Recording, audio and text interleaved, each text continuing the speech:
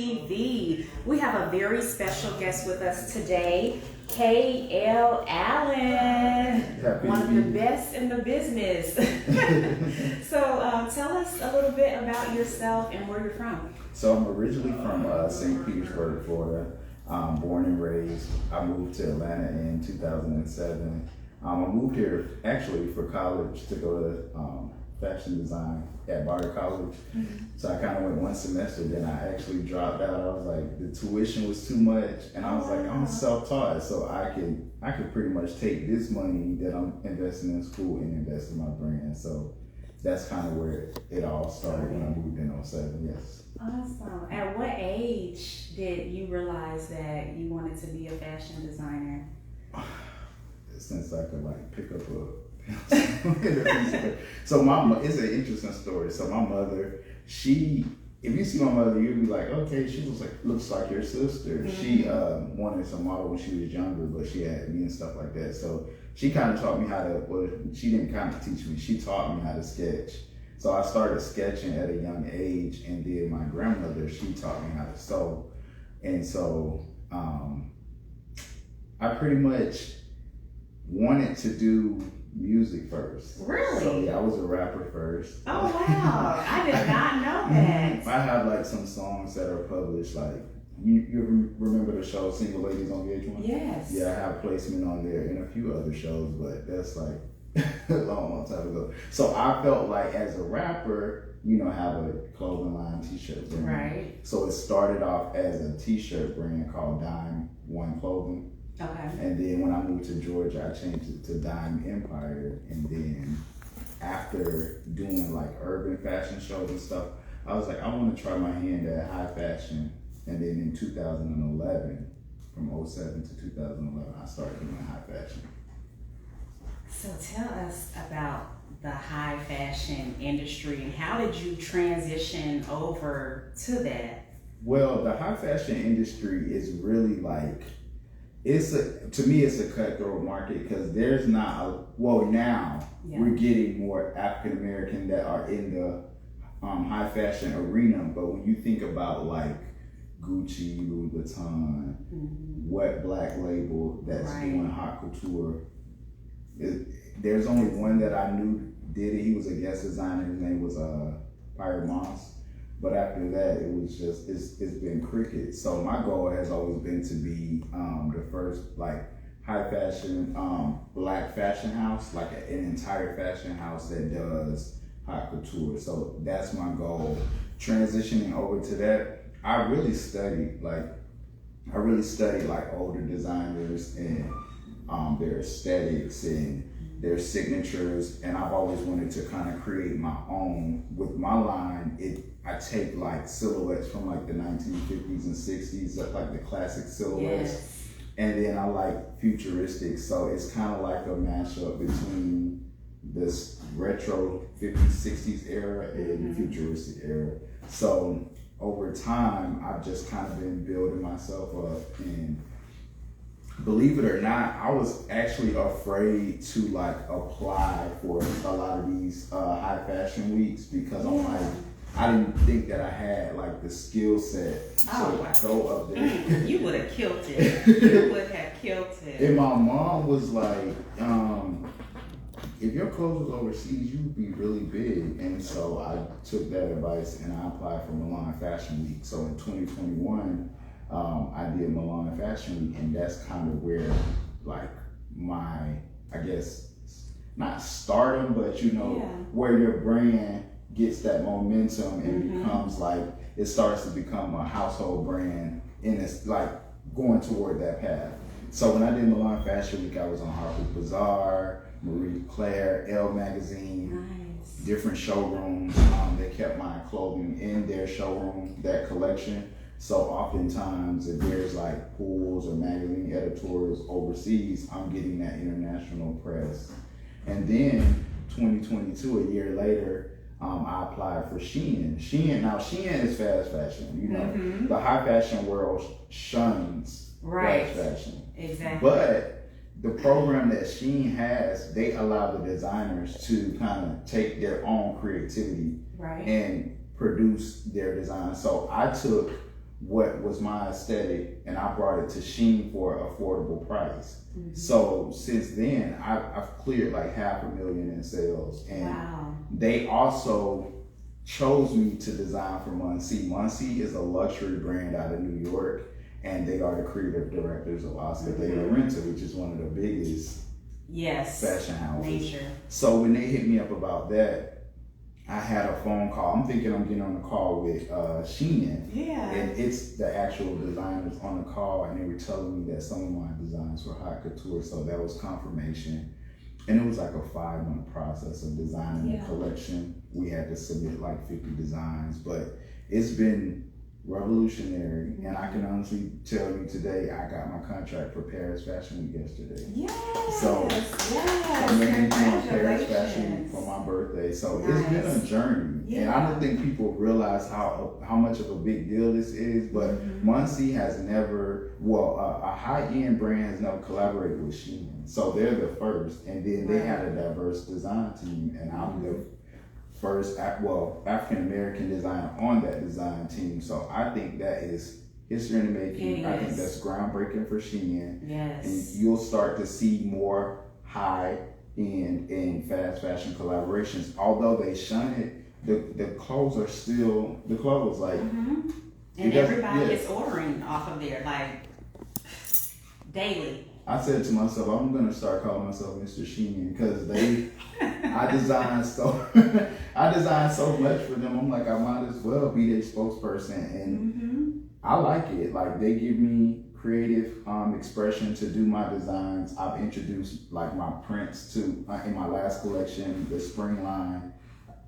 Introducing like your prints to the world is everything. Like Gucci has a print, Louis Vuitton has a print, so those clothes were being bought up, and I'm just ecstatic about it, because before that I was literally just designing for private clients, if they wanted something. So I wasn't really full time until I got with Shein, and then I started making profit, because what a lot of people don't know is for years you can be a brand, but you'll still be in the red a few years until you get that momentum going. And so I have that momentum going.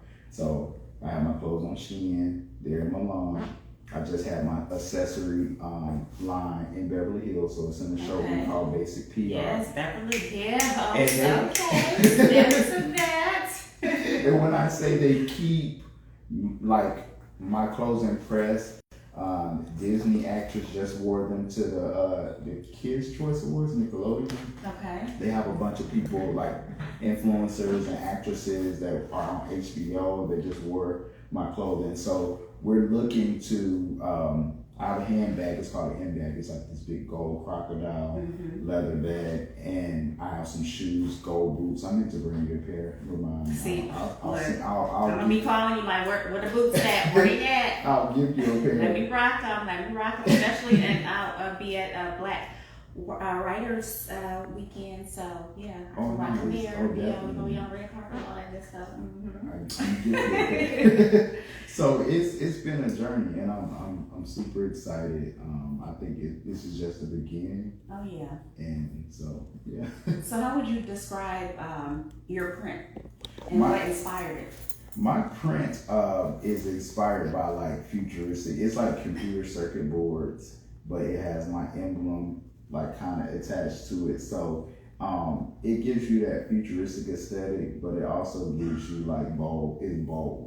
So if you're wearing them, like you want to stand out when you walk in the room. But they're not gaudy or distasteful. They actually match the garments really well. So it gives that futuristic aesthetic, but the clothes itself gives you that real style, that real couture look. So when you put it on, it's a look. Okay. What type of models do you like to work with, and would you say that your designs are for all shapes and sizes? Yes, my designs are for all shapes and sizes. I'm working with Shein to add bigger sizes because of my sizing modules. So with my samples for my models, I use 34, 25, 36. Those are like my fit samples for Fashion Week. So the reason why, and a lot of people don't realize this, when we go to do Fashion Weeks, they have a set standard model. However, the industry is changing. It is. So they have different body types now. But I've done plus size as well, but it's for all shapes and sizes, honestly. So, but when you go online, the range probably goes up to 8 to 10. But I'm trying to get that, when my website launches next month, I'm gonna have all sizes for my site. So.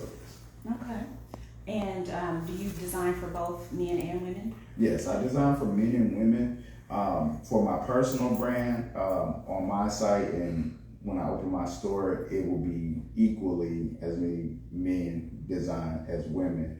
Now, with some of the retailers that I'm in, it's predominantly women clothing, but I'm working on trying to change. So I'm trying to get a deal with this other men's site. I don't want to say their name because I signed a contract with other people. I don't want to say their name. So I'm trying to get a contract with their men's line to do a collaboration to launch me more globally to that market. And that was going to be my next question. Who are some designers that you would like to collab with, or that you have collabed with in the past? So Azalea Wang is a shoe designer. Her shoes are like bomb. I actually have some of her shoes in my store that's opening. I like her, and then I don't know, everybody going in on Balenciaga because of the scandal, but I actually like Balenciaga's clothing. They have an edge, it's futuristic. Yeah. I don't know, you can't wear it everywhere, but know, it's wearable. I like it. I love vintage and futuristic. Like, it looks different, it pops, it stands out. I like Schiaparelli. He's a high-end designer. He's from Houston, Texas, but he's international. And the House of Schiaparelli has been around for like decades. But what he did with the brand is like bringing like modern art, and it's just like, if you go look at his last collection, it's just amazing. You will be blown out of this world. He has like this feather dress that looks like a bird. It's like, like it. Yeah, it's amazing. So I look at people like that. I like, my favorite designer, rest in peace, was Alexander McQueen. He always pushed the fashion boundaries. Like he could do something just out of this world. So I love his aesthetic. I'm not keen on the Gucci's and the Louis Vuittons. Everybody wears those. It's kind of overhyped. I do like some of their higher end pieces, but I'm not too keen on wearing Gucci or Louis Vuitton. Who else do I like? I like Daquan Smith. He's a black designer. His clothing is very sexy. He does well in the high end market. He's also a black fashion designer that's doing well. And I also like the Telfar bags. That's a black owned brand, and they do extremely well with their bags. Like they have a signature, and it's not like anybody else's, and it's them, it's their aesthetic, and it goes well with different outfits, and they have different colors, so I like them too. Okay. How about yourself? Who do you like? I mean, I'm pretty versatile. Like I wouldn't necessarily say that I just have a favorite.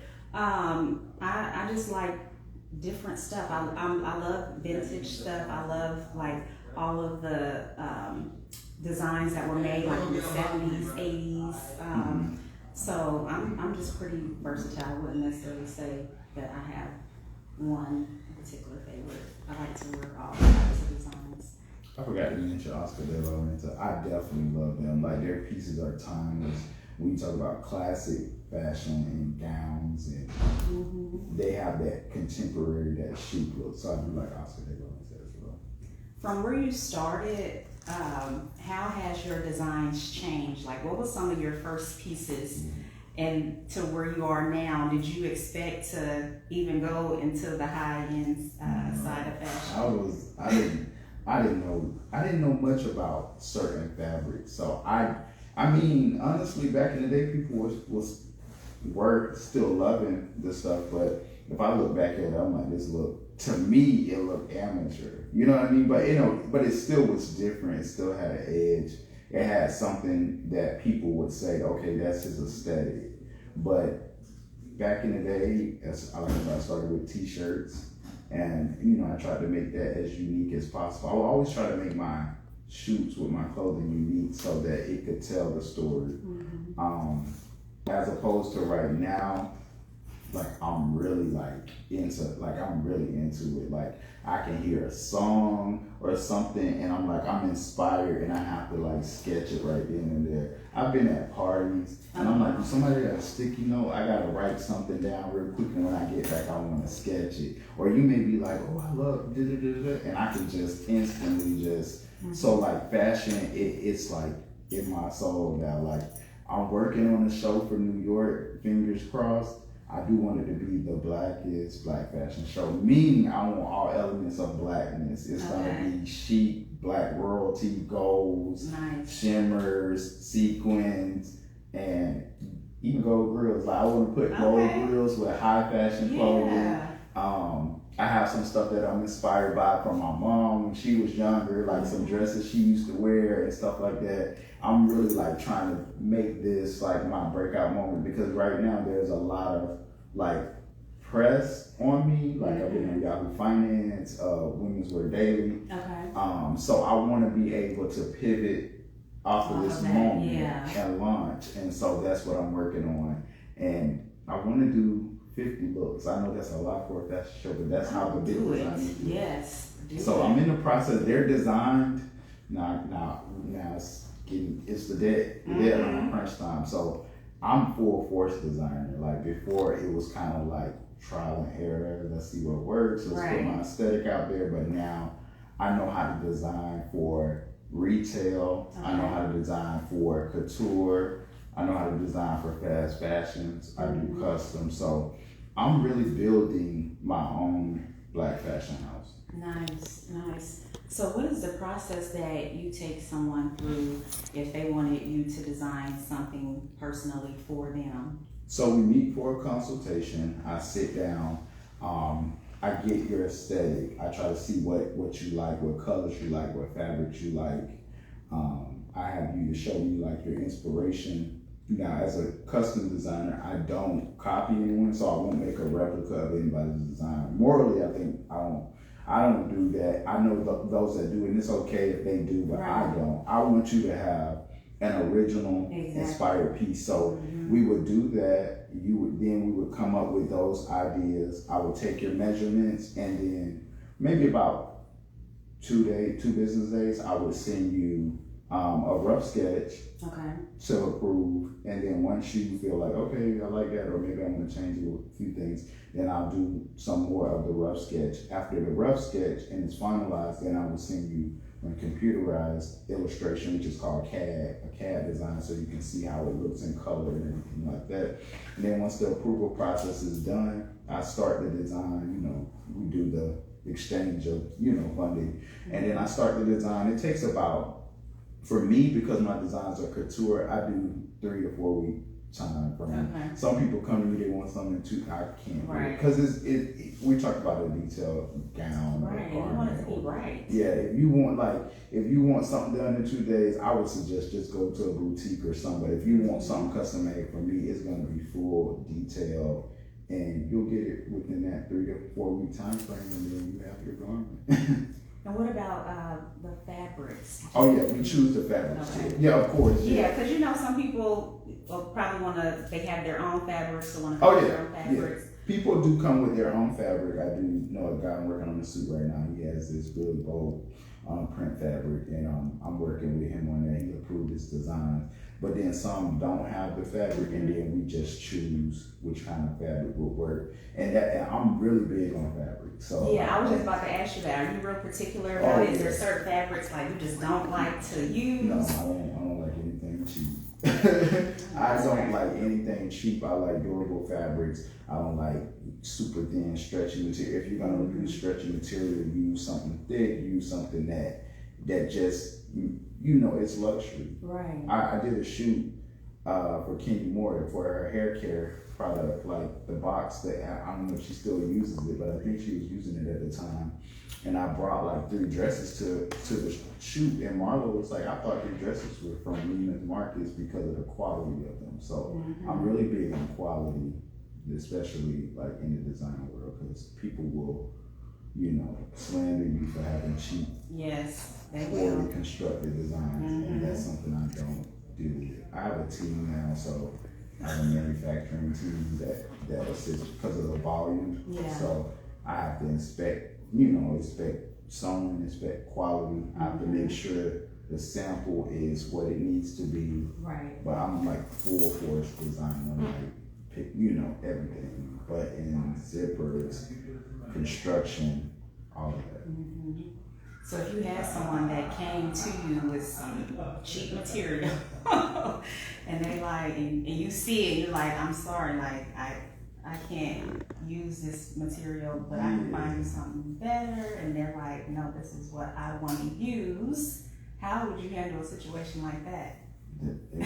Refer them to someone who would actually do that material, and if you not knocking them, but they would take on that assignment.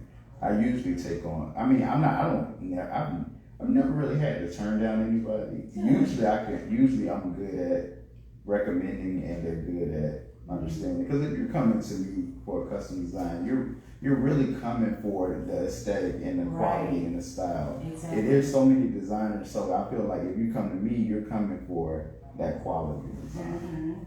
Yeah, and a lot of your looks are just amazing. Like everything that I've seen you in that you have made, or just off of the website and some of the models that modeled some of your designs, everything just pops. And I will say this, I do love working with up and coming models because I feel like I can help them grow, or that, I can mold them, and 9 times out of 10 I usually do, and then they take off, and then they're in New York somewhere, and then I'm looking for my next model.